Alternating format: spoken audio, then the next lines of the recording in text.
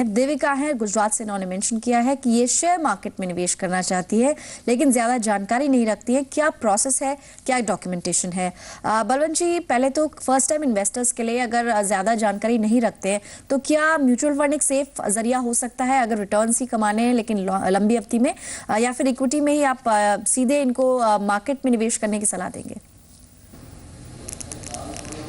देखिए पल्लवी, आपने सही बताया। मेरी ओपिनियन में और मेरे एक्सपीरियंस के हिसाब से फर्स्ट टाइम होवे या बाद में भी होवे, डायरेक्ट इक्विटी इन्वेस्टमेंट है वो अपने बस की चीज़ नहीं है, ये फुल टाइम जॉब है। तो मेरा सुझाव रहेगा कि अगर इनको इक्विटी एक्सपोजर लेना है तो ये जो म्यूचुअल फंड की स्कीम्स है उसमें सिप के जरिए इन्वेस्ट करें। जैसे आपको कोई भी मार्केट का रेट हो, तेजी में मंदी में आप रेगुलरली खरीद कर पाएगी। परंतु अगर चूंकि आपको खरीदना ही है, अगर शेयर बाजार में इन्वेस्ट भी करना है चाहती है, तो आपको जो बेसिक केवाईसी नॉर्म्स है वो करवानी पड़ेगी, जिसमें आपको एड्रेस प्रूफ है और आपका जो आइडेंटिटी प्रूफ है वो देना पड़ेगा। जैसे पैन कार्ड है, आधार कार्ड है, एड्रेस के लिए आपके बैंक स्टेटमेंट है 3 महीने पुराने, इलेक्ट्रिसिटी की बिल, गैस के बिल वगैरह है। और उसके पहले आपको केवाईसी पूरी करनी पड़ेगी, और केवाईसी पूरी करने के बाद में आपको जो ब्रोकर है उसके साथ में एक ट्रेडिंग अकाउंट खोलना पड़ेगा, और जो शेयर्स वगैरह आप खरीदती हैं उनको रखने के लिए आपको डीमैट अकाउंट खोलना पड़ेगा। जो आजकल शेयर्स वगैरह इलेक्ट्रॉनिक फॉर्म में ही रहते हैं, तो आपको ये 2 अकाउंट खोलना पड़ेगा। और फिर आप अगर म्यूचुअल फंड में भी इन्वेस्ट करना चाहती है तो जो सेबी की गाइडलाइंस है उसके हिसाब से सिंगल केवाईसी नॉर्म्स जरूरी है। अभी म्यूचुअल फंड के लिए बलवंत जी, इनफैक्ट अब इस साल से 1 जनवरी से इनफैक्ट डायरेक्ट प्लान्स भी इंट्रोड्यूस हो चुके हैं, तो एक आम निवेशक के लिए जो म्यूचुअल फंड इतना उनको लगता है कॉम्प्लेक्स स्ट्रक्चर है, उनको थोड़ा सिंप्लीफाई अगर हम कर सके आप हमारे व्यूअर्स के लिए, तो म्यूचुअल फंड के क्या खास फायदे हैं और फिलहाल एसआईपी के जरिए अगर वो निवेश करते हैं, एसआईपी क्या है और किस तरह से उसमें आगे बढ़े?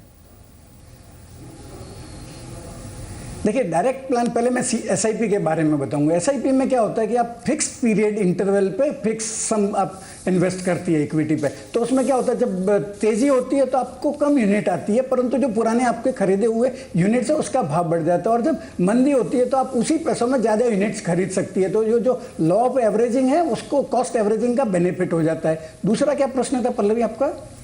इसके फायदों की हम बात डायरेक्ट प्लान के बारे में आपने पूछा था जी।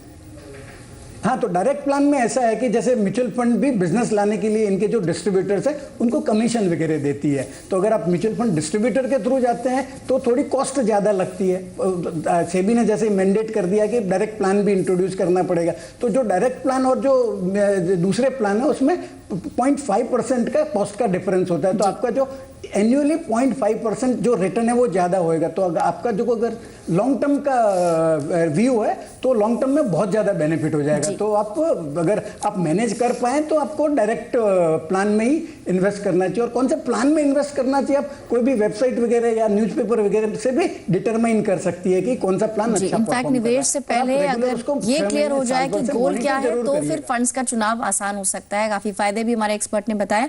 अगली कॉलर फोन लाइन पे, उनसे बात करते हैं।